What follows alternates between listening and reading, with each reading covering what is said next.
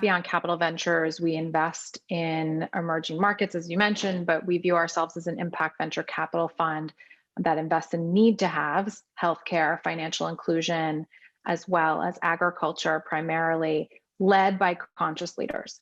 But when it comes to knowing the needs of our markets, there's a lot to say here.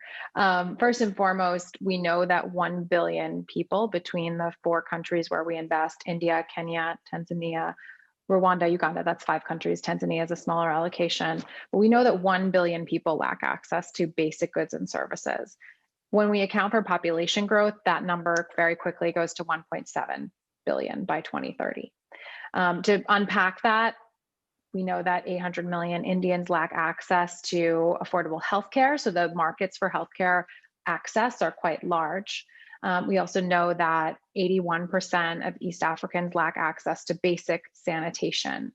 The list really goes on, including lacking access to financial institutions, of which 70% of Indians are lacking.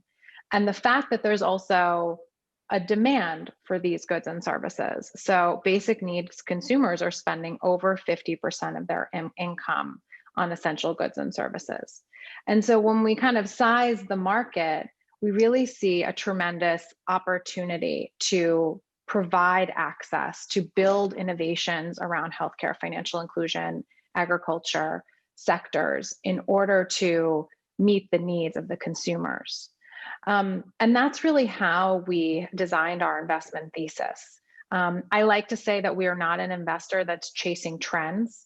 As an impact venture firm, we see technology as integral into our businesses, but end-to-end tech solutions and being just a health tech, ag tech, and fintech investor is not what we're looking to do, because we don't believe that it will actually close the gap of what is needed and what needs to be provided with sustainable innovations.